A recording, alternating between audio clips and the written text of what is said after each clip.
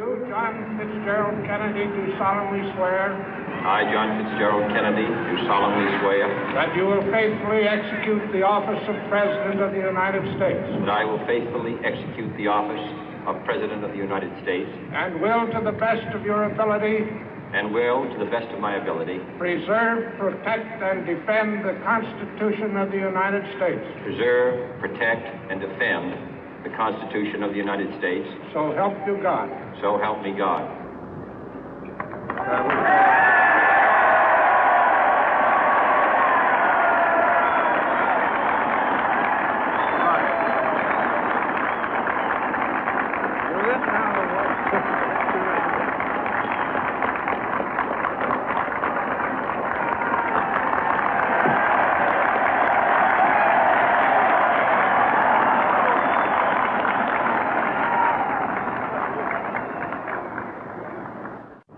Vice President Johnson, Mr. Speaker, Mr. Chief Justice, President Eisenhower, Vice President Nixon, President Truman, Reverend clergy, fellow citizens.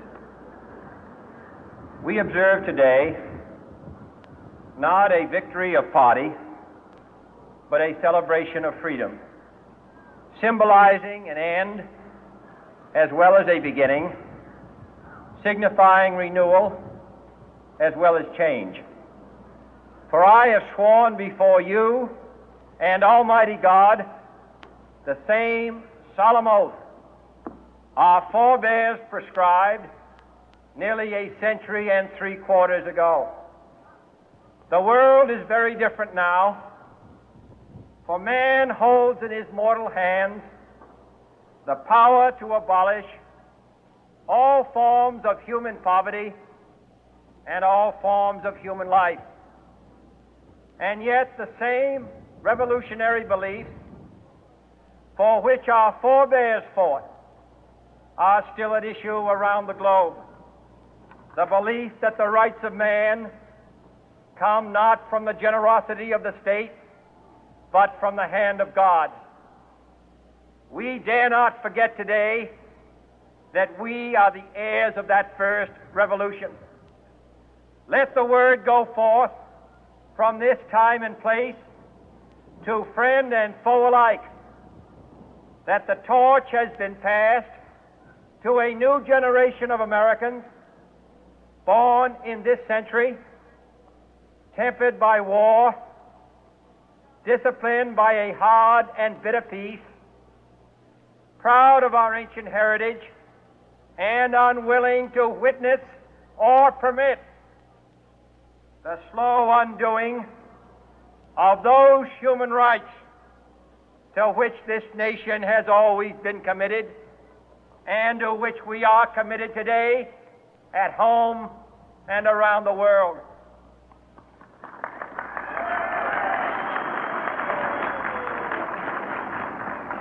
Let every nation know, whether it wishes us well or ill, that we shall pay any price, bear any burden, meet any hardship, support any friend, oppose any foe to assure the survival and the success of liberty.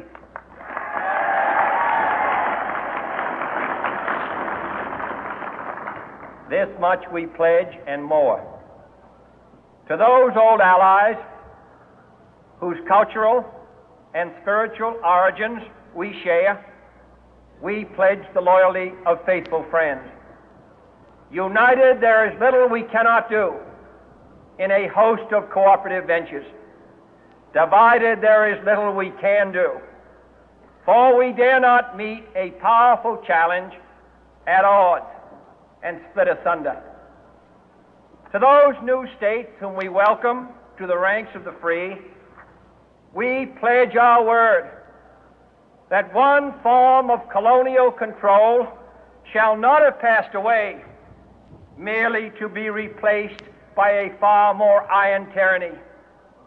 We shall not always expect to find them supporting our view, but we shall always hope to find them strongly supporting their own freedom, and to remember that in the past, those who foolishly sought power by riding the back of the tiger ended up inside.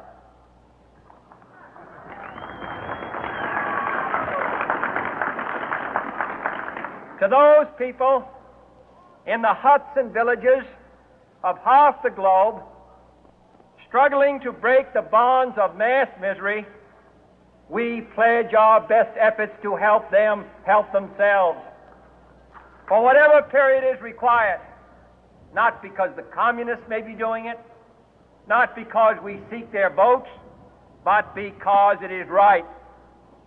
If a free society cannot help the many who are poor, it cannot save the few who are rich.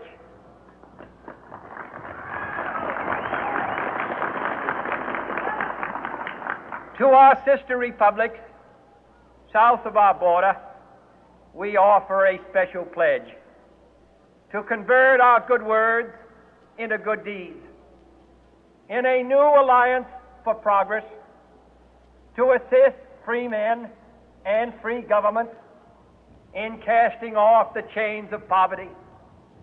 But this peaceful revolution of hope cannot become the prey of hostile powers. Let all our neighbors know that we shall join with them to oppose aggression or subversion anywhere in the Americas. And let every other power know that this hemisphere intends to remain the master of its own house.